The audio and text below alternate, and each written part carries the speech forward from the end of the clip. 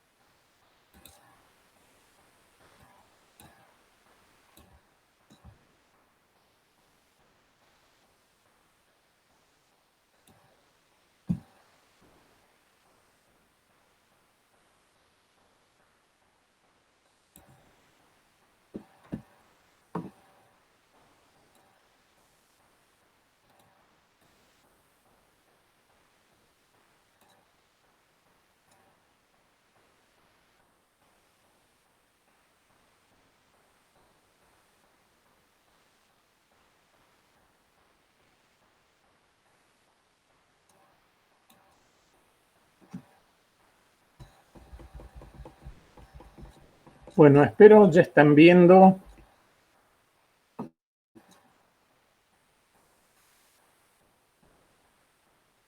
Espero ya estén viendo la pantalla.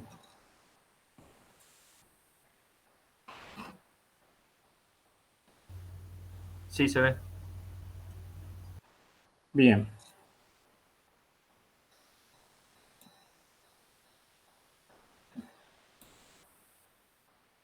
Bueno, habíamos la clase pasada.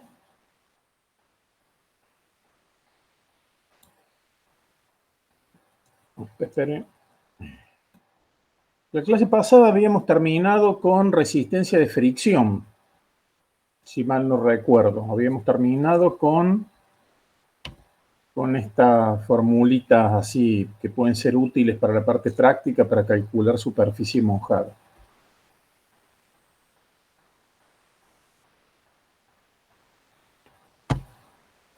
Bien, ¿hay preguntas, alguna cuestión de lo cubierto la clase pasada? ¿No? Bien, entonces continuamos con la parte de resistencia puramente de presión, o lo que se denomina resistencia de forma. Recordemos, resistencia debido a presión, pero de origen viscoso. De manera análoga a la resistencia de fricción, recordemos, la resistencia de fricción pura solamente se da en placas muy delgadas, planas, alineadas con el flujo. En cualquier otra situación va a haber algo de resistencia de presión. En la parte de resistencia de presión pura se da algo análogo. Es decir, solamente en placas delgadas, sean planas o tengan curvatura, pero que sean transversales a la corriente fluida, solamente ahí se da que la resistencia es prácticamente el 99% de presión pura. Y después cuerpos muy romos, cuerpos así que no tengan nada de aerodinámico y con bordes y aristas agudas, ¿sí? Esa es una clave, porque vamos a ver que cuerpos romos con aristas redondeadas, como una esfera o un cilindro o un elipsoide, tienen una resistencia de origen mixto. Bien, en estos cuerpos, placas delgadas, transversales al flujo y cuerpos romos con bordes agudos, la parte de fricción es totalmente despreciable. Totalmente despreciable. Y después siguen una serie de convenciones que se mantienen. Que el número de Reynolds, por ejemplo, ya se basa en una dimensión transversal a la corriente. Ya no se basa en, como vimos en resistencia de fricción, en una longitud del cuerpo o dimensión del cuerpo a lo largo del flujo, sino que se basa en una dimensión transversal. Y la convención es la dimensión transversal más pequeña. Más pequeña. Y una información física muy, muy útil es que mientras que el número de Reynolds supere, depende del caso, ya sea 1000 o 10.000, que son Reynolds relativamente bajos, el coeficiente de resistencia es prácticamente invariable con el número de Reynolds.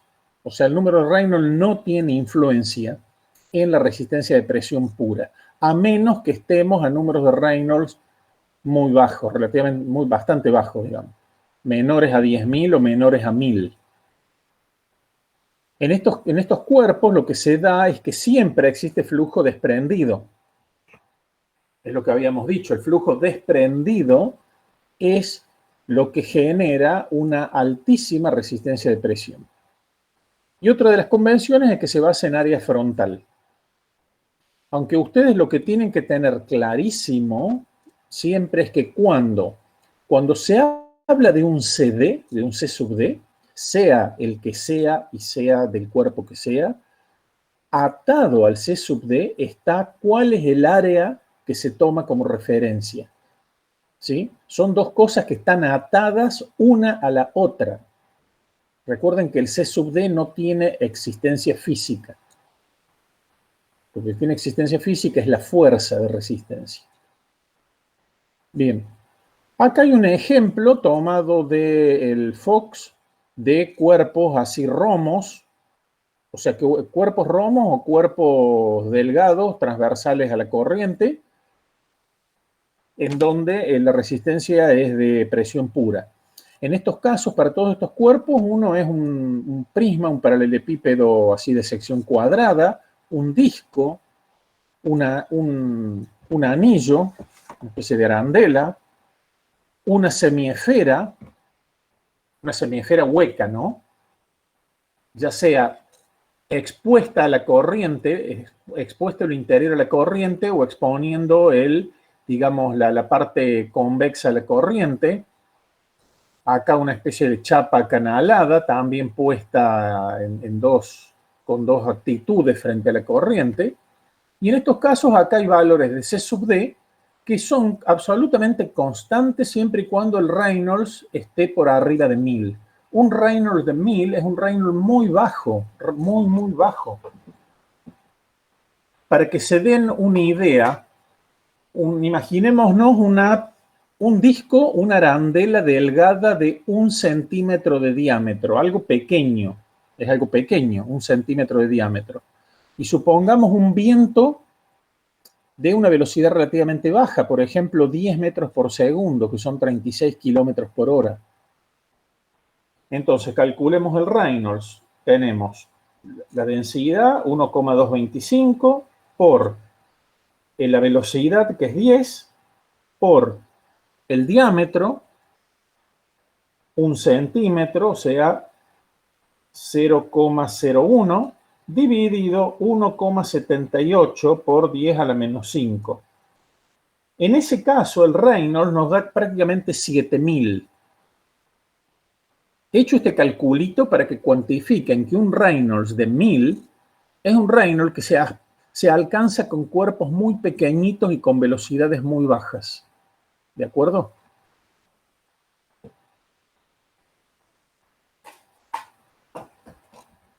Ustedes preguntarán, ¿y qué pasa si estamos en una situación con un Reynolds inferior a 1000? Bien, van a tener que buscar bibliografía específica porque son situaciones muy inusuales, relativamente inusuales, ¿sí? Entonces no hay material fácilmente disponible. ¿Preguntas? Esto, por ejemplo, esto es la curva en función de la relación de dimensiones de una placa plana rectangular normal a la corriente, es decir, a un ángulo de ataque de 90 grados. Basado siempre en el área frontal. Y esta curva también nos da el C sub D, válido para un Reynolds basado en la menor dimensión, que es la altura en una vista frontal, mayor a 1000. Bien, y esta es una formulita de aproximación de esta curva experimental. Bien, entonces pasemos hablar de la resistencia de cuerpos romos redondeados. En estos casos, la resistencia es tanto debido a fricción como presión. Mayoritariamente es presión, ¿de acuerdo? Pero la parte de fricción no es despreciable de ninguna manera. Para fijar una idea, puede ser una relación 60-40, una cosa así, ¿sí? O puede ser 50 y 50, depende de los casos. Y esto se estudia, es muy variada el conjunto de cuerpos romos redondeados. Lo que sí vamos a cubrir los casos típicos, que son útiles desde un punto de vista práctico, que es el cilindro bidimensional, un cilindro de sección circular, estudiado como cuerpo bidimensional. En la realidad va a ser un cilindro de una longitud muy larga en relación al diámetro, eso ya lo podemos tratar como bidimensional. Y el otro caso es la esfera, como un cuerpo full 3D. Siempre, como dije antes, se basa en el área frontal. Bien. Acá tenemos que hablar de el desprendimiento de flujo, que es el tema clave en estos cuerpos. En cuerpos de aristas agudas, les muestro una visualización de flujo de la que ya cubrimos, por ejemplo, como esta, una placa relativamente delgada transversal al flujo. El flujo se desprende en las aristas, en la parte superior y en la parte inferior. Acá vemos otro ejemplo. La placa plana con un ángulo de ataque importante, ¿ya? También el flujo está totalmente desprendido. Fíjense que el flujo se desprende del borde de ataque, o sea, se desprende de esa arista aguda y del borde de fuga, obviamente, que también es agudo. Pero en los cuerpos romos redondeados, acá aprovecho la figura, en este modelo de automóvil, este es un Citroën, ya no me acuerdo el nombre del Citroën este. A ustedes ni lo ubicarán porque es un Citroën de la década del 60. Fíjense que el desprendimiento de flujo se produce sobre el techo del vehículo. Es decir, lo que se cumple es que en cuerpos romos de aristas filosas o agudas, el desprendimiento de flujo se produce en esas aristas, en alguna de esas aristas agudas. Por lo tanto, el punto de desprendimiento o la línea de desprendimiento queda determinada por la geometría del cuerpo. Pura y exclusivamente por la geometría del cuerpo. Acá de Simón escribió algo, un DS. Ah, bien, sí. En cambio, en cuerpos romos redondeados, no está definido por geometría un punto o una línea de desprendimiento. La línea o punto de desprendimiento está determinado por el número de Reynolds. Y es una situación mucho más compleja del punto de vista del coeficiente de resistencia. Fíjense, acá tienen otro cuerpo romo de aristas agudas, esta especie de ladrillo. Fíjense que el flujo se desprende de la arista aguda inferior delantera y de la arista aguda superior trasera para este ángulo de ataque negativo. ¿De acuerdo?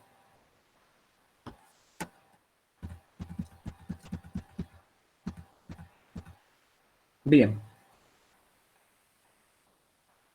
Entonces, lo que tienen que tener en claro acá conceptualmente, porque lo que estamos comentando es sistemático para cuerpos romos que tengan forma redondeada. El desprendimiento de ese flujo se va a producir en una posición o una estación en el cuerpo que dependerá del número de Reynolds. No está fijada por geometría, como en el caso de cuerpo con aristas filosas.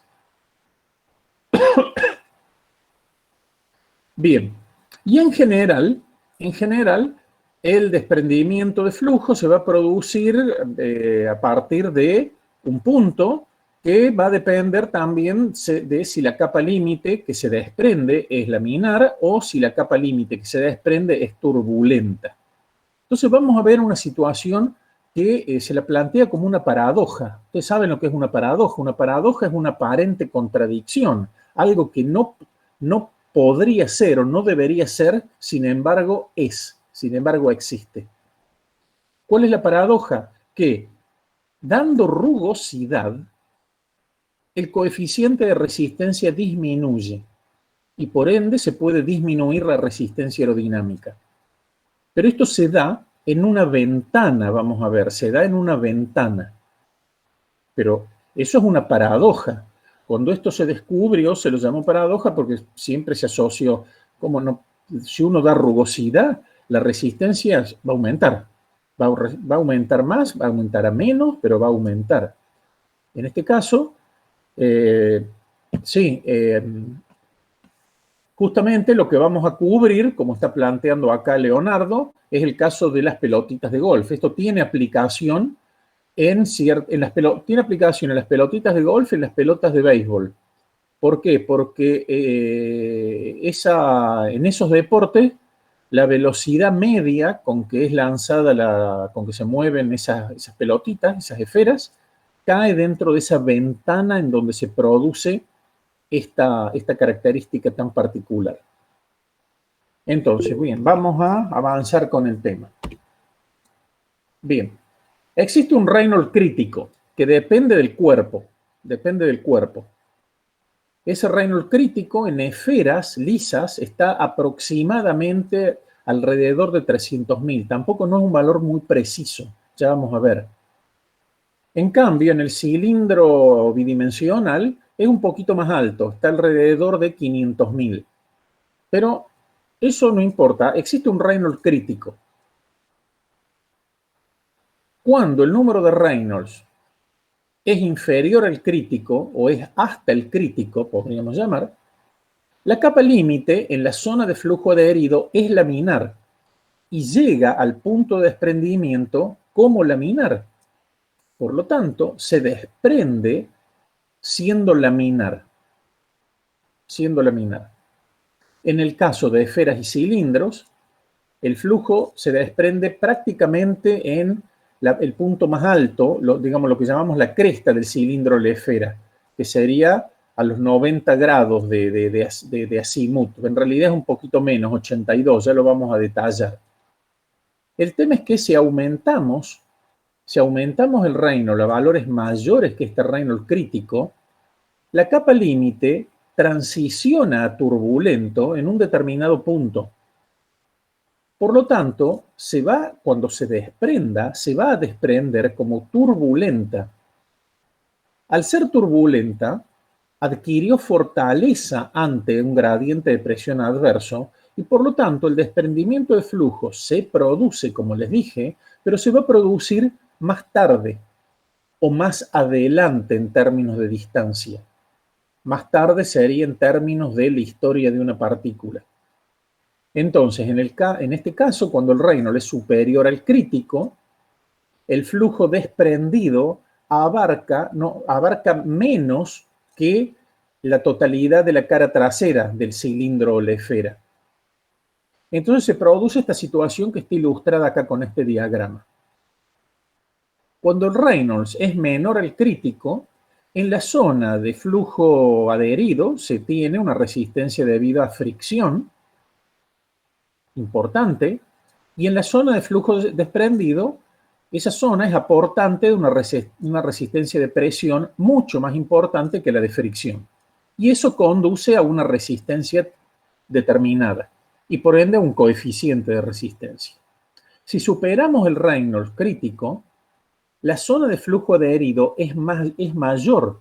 Por lo tanto, la parte de fricción aumenta, la resistencia de fricción aumenta. Pero al ser bastante menor la superficie expuesta al flujo desprendido, la parte de resistencia de presión disminuye considerablemente. En el balance,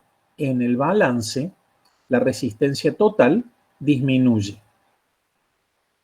¿Qué tiene que ver esto con la rugosidad? El tema es que, dando rugosidad, nosotros podemos adelantar esta transición de laminar a turbulento.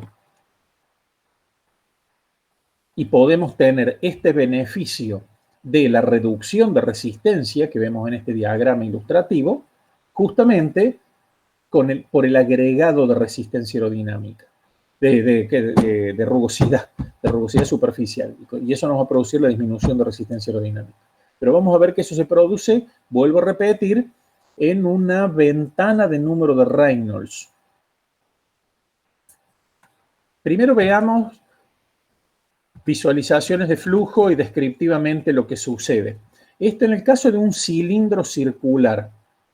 La separación laminar se produce a los 82 grados, comenzando desde el borde de ataque. O sea, un poquito antes incluso que de la cresta del cilindro. En cambio, en la separación turbulenta, el desprendimiento de flujo se produce a los 120 grados.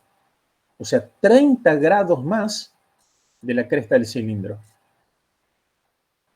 Como ven, el área posterior expuesta al flujo desprendido es mucho menor. Es mucho menor.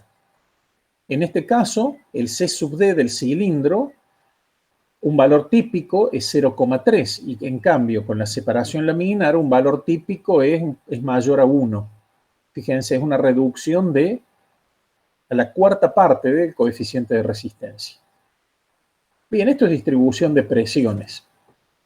Véanlo, es interesante, pero no aporta al fondo de la cuestión que nos interesa, que es la cuestión de fuerzas. Una consulta, profe. Sí, yo tengo una consulta.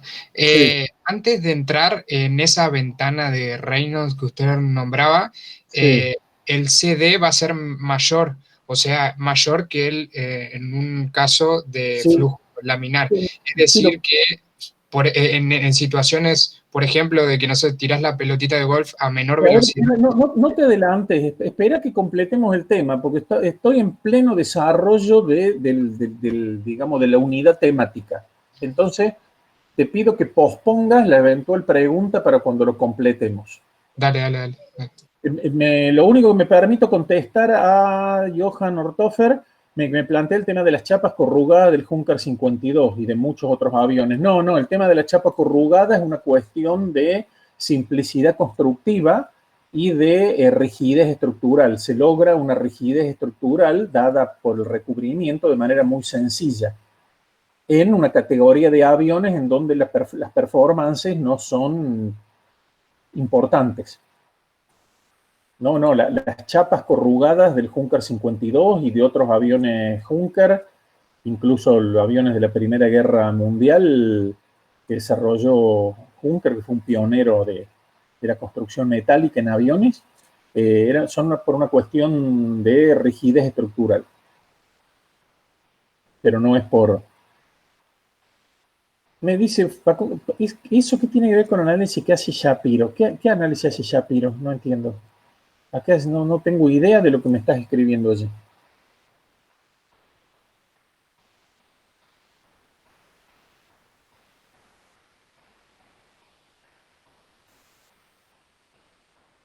Ah, sí, ahora me acuerdo. Sí, la experiencia de unas visualizaciones de flujo. Bien, pero te contesto lo mismo que le contesté, no me acuerdo a quien intervino oralmente, que no me corten, estoy en medio del tema.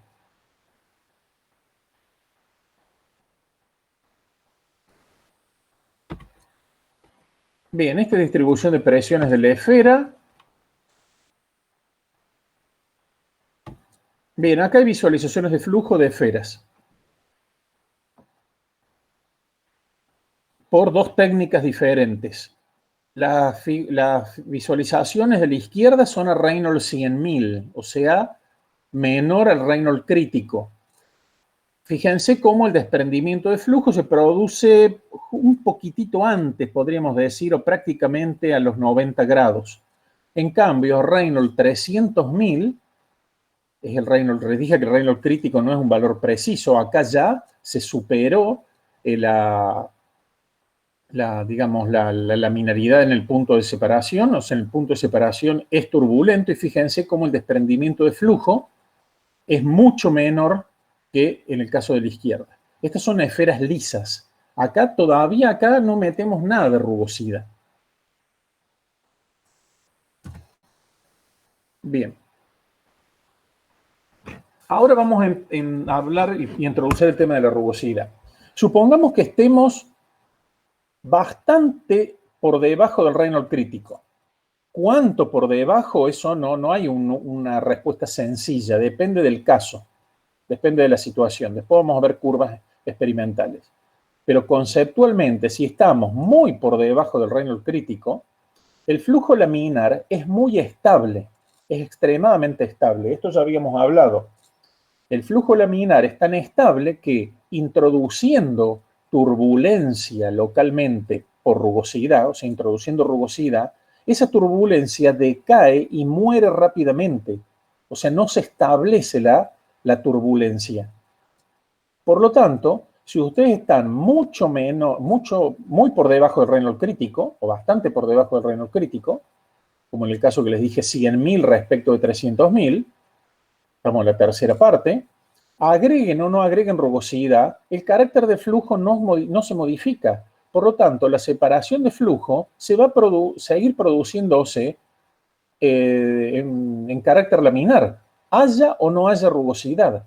Por lo tanto, la zona separada no cambia, la rugosidad no tiene influencia en la resistencia de fricción de la zona laminar adherida y por lo tanto, nada cambia dando rugosidad.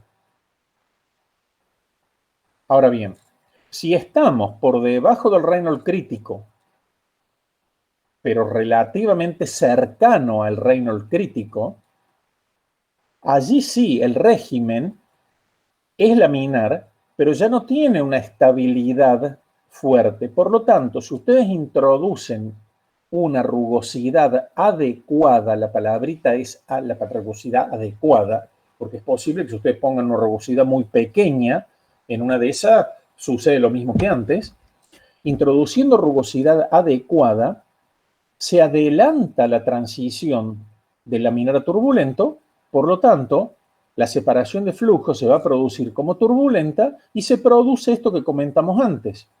Se va a reducir la resistencia de fricción mucho más de la proporción que aumenta la resistencia de fricción en la parte de flujo adherido. Por lo tanto, se disminuye la resistencia. ¿Qué pasa si estamos a un Reynolds ya mayor al crítico? Si estamos en Reynolds mayor al crítico, haya rugosidad o no haya rugosidad, la separación va a ser una separación turbulenta. Y va a ser independiente de que haya o no haya rugosidad. Por lo tanto, si ustedes agregan rugosidad para un Reynolds que ya supera el Reynolds crítico, lo que va a suceder es que ustedes no van a modificar la zona de flujo separado y por ende no van a modificar la resistencia debida a presión y sin embargo van a incrementar la resistencia de fricción en la zona adherida. Por lo tanto, en este caso la rugosidad va a hacer que la resistencia aumente. Entonces, esquemáticamente se tiene esta situación. Esto es algo totalmente esquemático porque las curvas no son así. La caída de coeficiente de resistencia no es una caída escalón como esta. Esto es esquemático, pero lo esquemático es importante para, digamos, para internalizar lo conceptual. Acá la curva azul es, por ejemplo, la esfera lisa o el cuerpo liso con un Reynolds crítico. Superando el Reynolds crítico, la separación es turbulenta y la resistencia disminuye por la razón que hemos explicado. Entonces, si ustedes dan rugosidad, la curva pasa a ser la curva roja. Si estamos a un Reynolds muy inferior al crítico, la curva roja y la azul coinciden. No cambia el coeficiente de resistencia. Si estamos a un Reynolds superior al crítico, la rugosidad nos genera mayor coeficiente de resistencia que la superficie lisa. Pero vamos a tener una ventana, vamos a tener lo que llamamos una ventana o un nicho en donde se va a producir una reducción de resistencia en virtud de haber agregado rugosidad. Esa es la paradoja.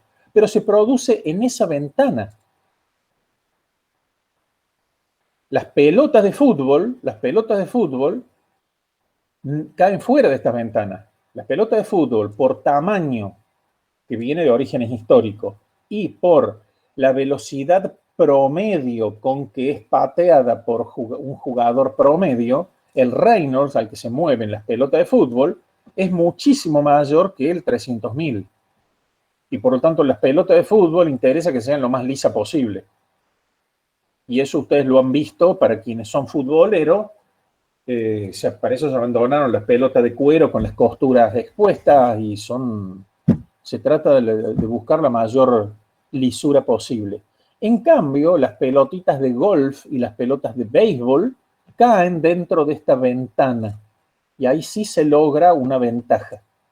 La rugosidad de las pelotas de golf está dada, no sé por qué motivo históricamente, lo habrán, pero no sé justificar por qué, esa rugosidad se da con esas muescas tan típicas de las pelotas de golf. Y en el caso de las pelotas de béisbol, con las costuras expuestas, hay líneas de costura que están expuestas. Bien, estas son las curvas realistas, no esquemático, de una esfera. Esta curva, la curva llena, la curva, digamos, de línea llena, es la esfera lisa. Acá tiene una caída relativamente brusca, pero no es un escalón, ¿sí? Y dando rugosidad, acá hay diferentes valores de rugosidad relativa. Fíjense cómo la caída de coeficiente de resistencia se produce a Reynolds cada vez menores. O sea, me interesa que correlacionen estas curvas realistas con este diagrama esquemático. Pero cuando ustedes van a explicar este tema, se explica sencillamente con el esquema. ¿De acuerdo? Por eso que les decía, el Reynolds crítico es estimativo, alrededor de 300.000. No existe un Reynolds crítico preciso. Bien, acá están las pelotitas de golf. La pelotita de golf. Esta, la curva de trazos cortos, digamos. Bien. Y acá vemos, déjenme ver, una última visualización de flujo sumamente interesante. Acá tenemos una esfera lisa. Esto es una visualización en agua y no es a través de ninguna técnica rara. Esto es una visualización de ojo desnudo. Fíjense que la esfera lisa, fíjense cómo se observa el desprendimiento de flujo un poquito por adelante de la cresta de la esfera. O sea, antes de los 90 grados a partir del borde de ataque. Acá, la misma esfera, acá se le pegó arena pegada, en una especie de casquete delantero que lo ven acá oscuro. Eso introduce turbulencia que fuerza la transición a turbulento y fíjense cómo la zona de flujo desprendido disminuye drásticamente. ¿De acuerdo? ¿Preguntas? Ahora sí acepto las preguntas que me estaban planteando. Ahora sí es pertinente.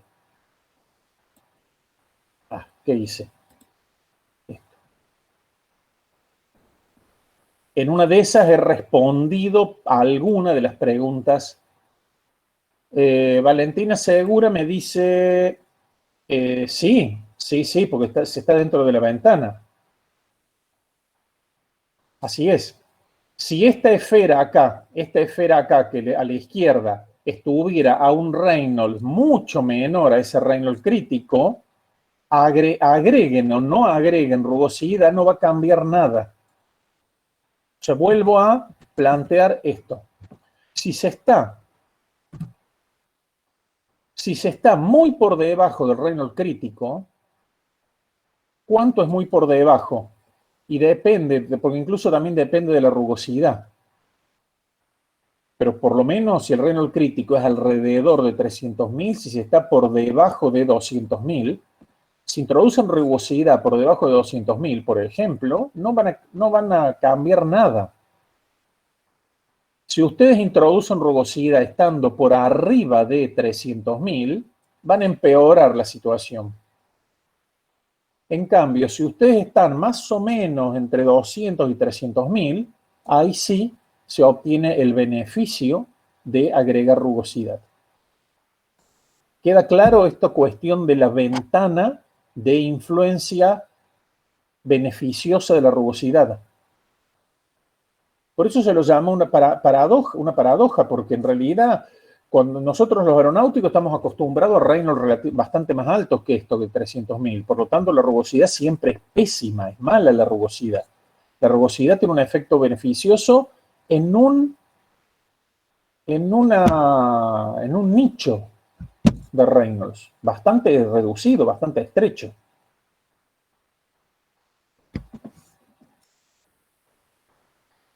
Bien. ¿Alguna pregunta?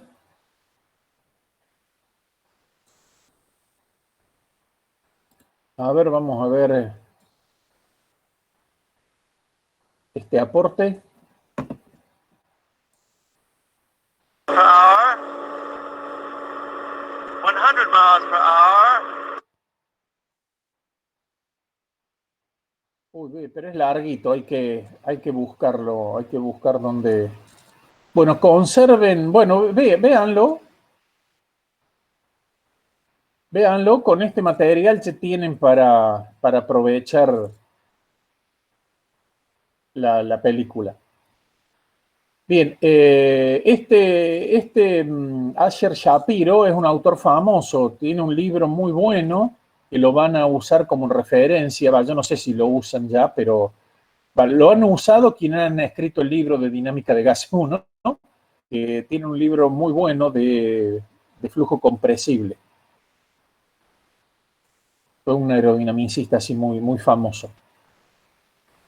Bien, ¿alguna pregunta? Yo, profe, tengo una duda. Trabajando en la ventana de Reynolds, en la que es beneficioso agregarle rugosidad, ¿hasta qué punto o cómo se calcula o se determina cuánto es el máximo de rugosidad relativa que es beneficiosa? Eso es experimental, eso en realidad es experimental. Este gráfico te da una orientación para el caso de la esfera, pero si vos lo querés aplicar a otro cuerpo, un elipsoide, en realidad tenés que hacer pruebas experimentales. Bien, bien, gracias.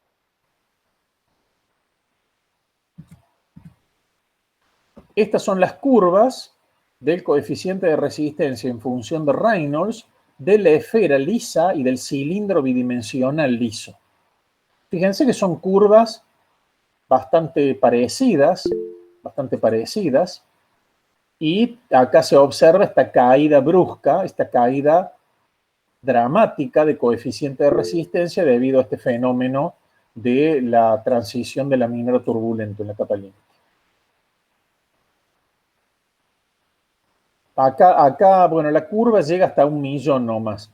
Acá a ustedes les da una idea que la curva sigue aumentando. En realidad, sí, aumenta, pero se estabiliza aproximadamente en 0.2, en 0,2, 0,20 y pico. O sea que nunca alcanza los valores tan altos como en la zona de separación laminar.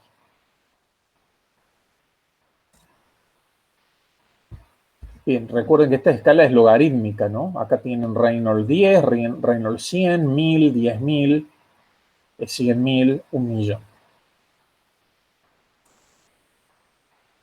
Bien, ¿alguna pregunta? Una consulta, profe. Sí.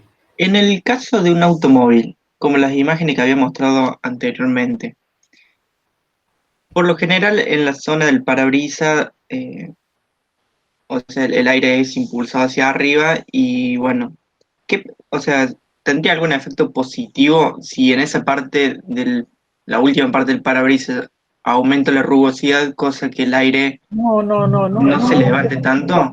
No, en un auto, un auto está en rangos de Reynolds que no son estos. No entrarían acá. ¿Cómo? ¿Hola? Que no entrarían en esta zona. No, esto es una curiosidad que ustedes tienen que conocer, porque ustedes tienen que conocer mecánica de los fluidos, tienen que conocer dinámica de fluidos. Pero es algo que se produce solamente es beneficioso solamente, como les dije, en las pelotitas de golf y las pelotas de béisbol, si no, no tiene aplicaciones esto. Bien, Otra bien. una cosa diferente, pero no es rugosidad, son generadores de vórtice, ¿sí? Es realmente un energizado del flujo. Una rugosidad introduce turbulencia y tiene una influencia inexistente cuando el flujo ya es turbulento. Pero los generadores de vórtice sí tienen utilidad, pero es otra cosa. Entonces, en algunos autos se han empleado y se emplean generadores de vórtice para digamos, posponer la separación de flujo. En una esfera seguramente, no, ay, qué pavote.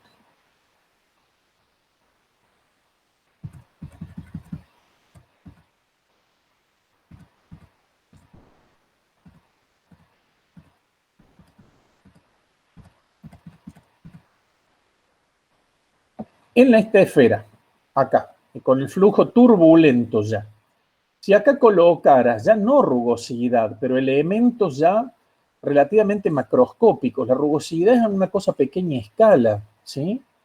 La rugosidad no es un tornillo que asoma, una cabeza, un clavo que asoma clavado en la esfera, ¿sí?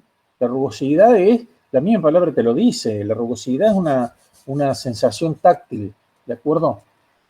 En cambio, si acá vos agregas generadores de vórtice, que esos son cuerpos relativamente pequeños en relación a la dimensión de la esfera, pero digamos son chapitas relativamente grandes, como ya hemos visto cuando vimos capa límite, acá seguramente podés posponer la separación de flujo más allá,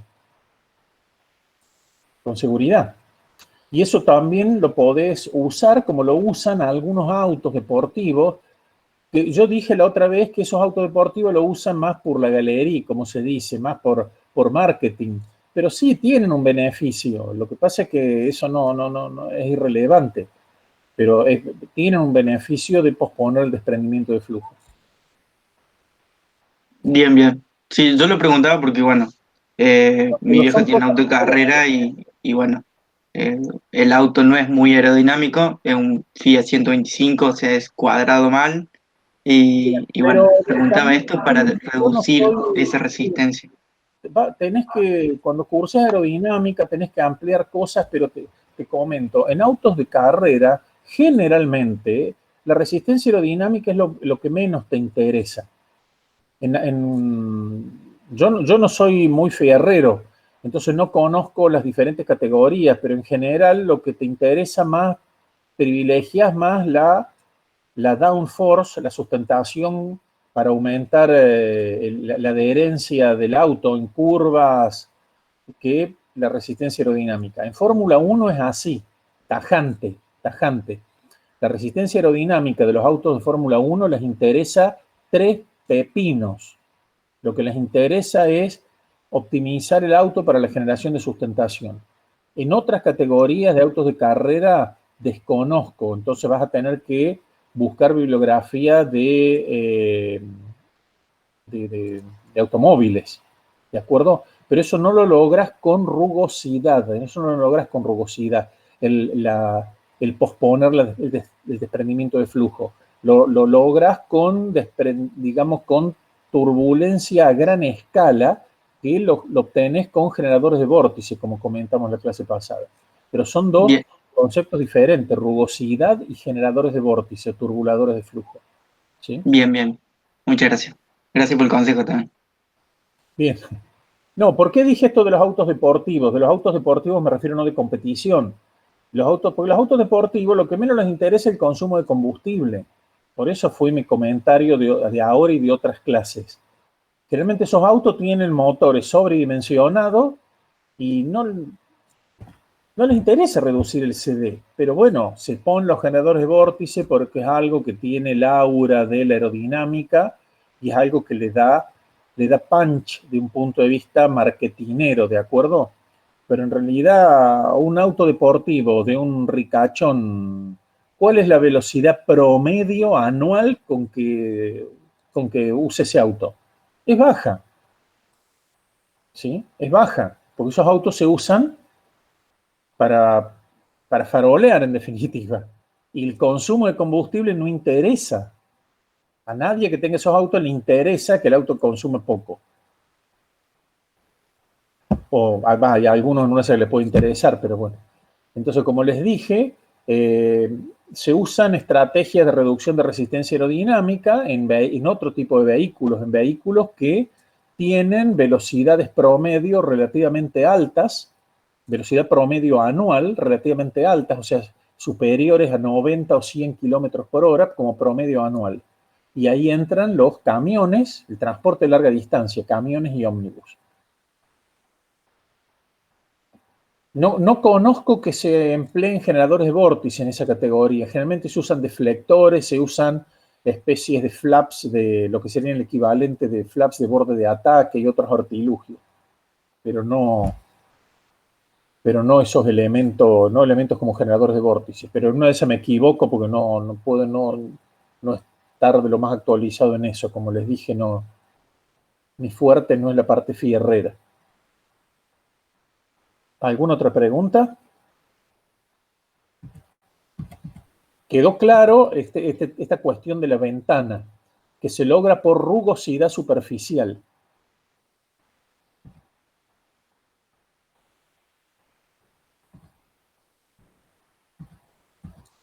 Bien, acá que presento, acá presento algunas fórmulas analíticas aproximadas, que pueden ser útiles, no pueden, ¿va? Son útiles cuando ustedes encaren la parte práctica. ¿Sí? Es útil muchas veces. Ay, otra vez toqué la tecla equivocada, discúlpenme. Vuelve la burra al trigo, como decía el chavo.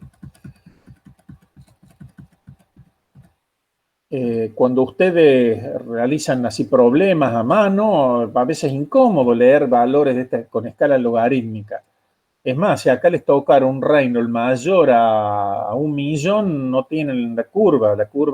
Estas curvas están tomadas del Fox McDonald, las termina ahí 1.000.000. El Y también, tendrían que ir a otras referencias. Por eso se convierten en útiles las aproximaciones así analíticas. ¿Qué son estas? Bien, hacemos 10 minutitos de descanso. ¿Pueden ser 10 minutos? Gracias.